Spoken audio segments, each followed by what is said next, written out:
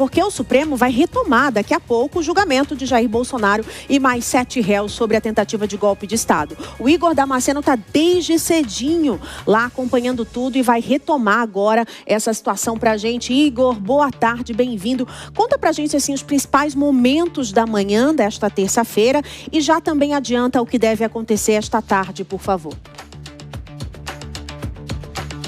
Márcia, boa tarde a você, também ao Bruno, boa tarde a todos que nos acompanham ao vivo, em tempo real.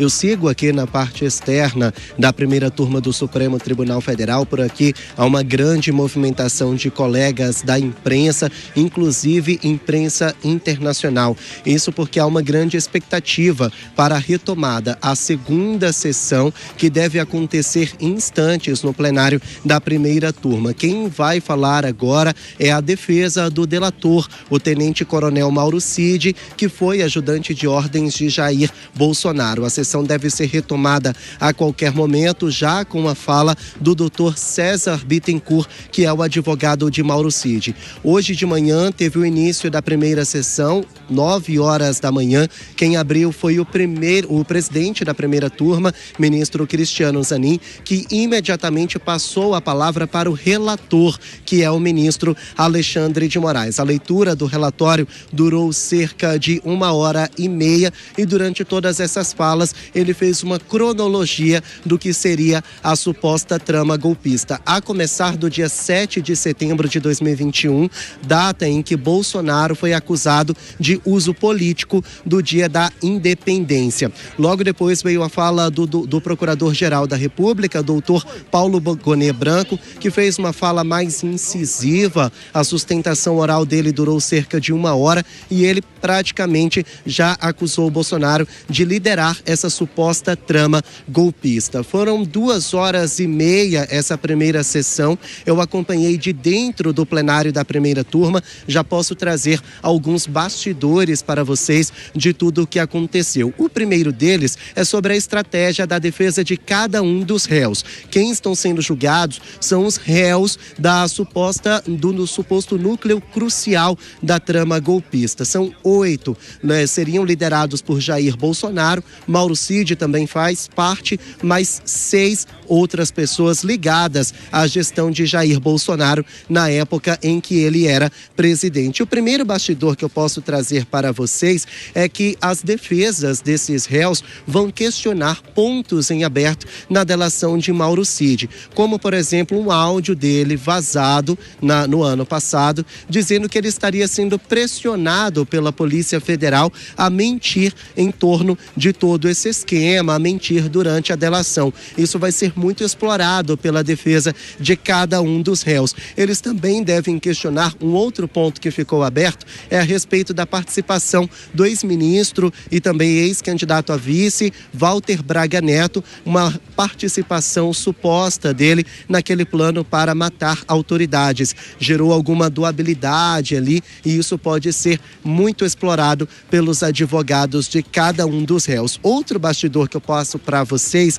é a respeito de Paulo Sérgio Nogueira, ex-ministro da Defesa. Ele foi o único réu que acompanhou essa primeira sessão direto do plenário. Todos os outros ficaram em casa ou na prisão, como é o caso, por exemplo, de Walter Braga Neto, que acompanhou por videoconferência. E Paulo Sérgio Nogueira ficou atento a todas as palavras de Alexandre de Moraes. Eu fiquei de olho nele o tempo inteiro e ele nem piscou praticamente. Ficou prestando atenção em cada frase que era dita pelo delator.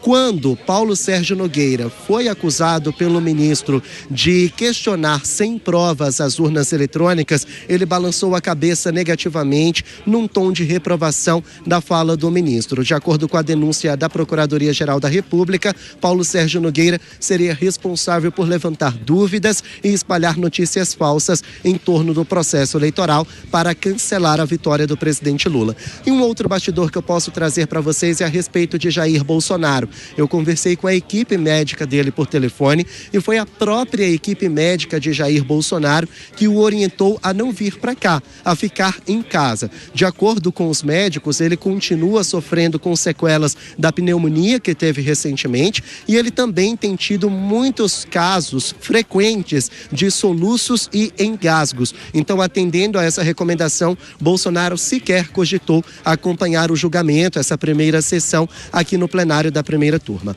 Como eu disse, toda a sessão começou ali com a leitura do relatório do ministro Alexandre de Moraes. Ele falou que nenhuma corte é mais transparente do que o Supremo Tribunal Federal, contrastando então as críticas que sofreu quanto à lisura do processo. Vamos ouvir.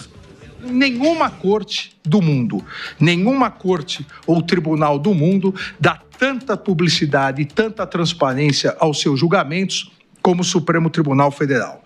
As instituições brasileiras são fortes e sólidas e seus integrantes foram forjados no mais puro espírito democrático da Constituição de 1988. Bom, ainda durante a leitura, sem citar nomes, o ministro Alexandre de Moraes alfinetou, indiretou o presidente dos Estados Unidos, Donald Trump. A gente sabe que as tarifas de 50% sobre produtos brasileiros vendidos entre os norte-americanos é principalmente por causa do julgamento. Donald Trump considera esse julgamento ilegal e Bolsonaro vítima de perseguição política. Moraes aproveitou o tempo de espaço para falar que a soberania não pode ser negociada. Vamos ouvir.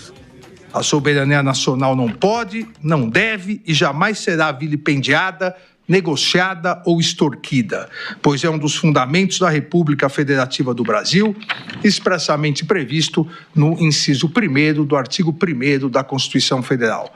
O Supremo Tribunal Federal sempre será absolutamente inflexível na defesa da soberania nacional e em seu compromisso com a democracia, os direitos fundamentais, o Estado de Direito, a independência do Poder Judiciário Nacional e os princípios constitucionais brasileiros.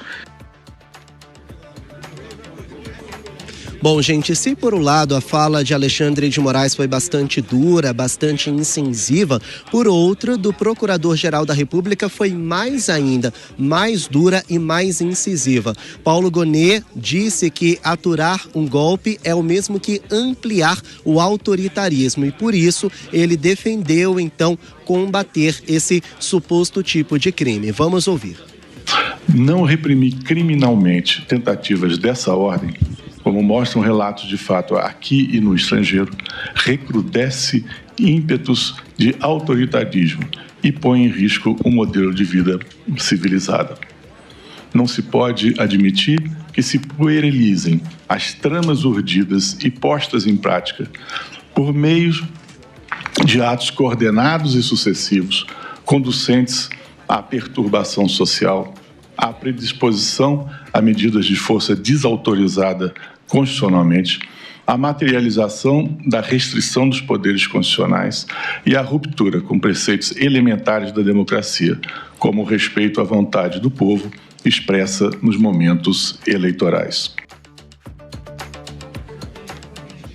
Bom, então já falaram o relator e também o acusador. E agora, na retomada da sessão, essa segunda sessão que vai até às 7 horas da noite, vão falar as defesas dos réus. Cada advogado tem até 1 hora para fazer a sustentação oral, um último momento, uma última oportunidade de convencer os 5 ministros da primeira turma de que os seus clientes são, na verdade, inocentes e que merecem ser absolvidos. A gente segue acompanhando daqui do Supremo Tribunal Federal. Volto com vocês aí no estúdio. Informações importantes, 2h11, o Igor Damasceno com esse retrato, um raio-x do que de fato já aconteceu até aqui, de um julgamento que era muito aguardado, está acontecendo então nesta semana, nesta terça-feira, aqui no Supremo Tribunal Federal, que conta inclusive com uma segurança reforçadíssima. Já já a gente volta a conversar com Igor Damasceno.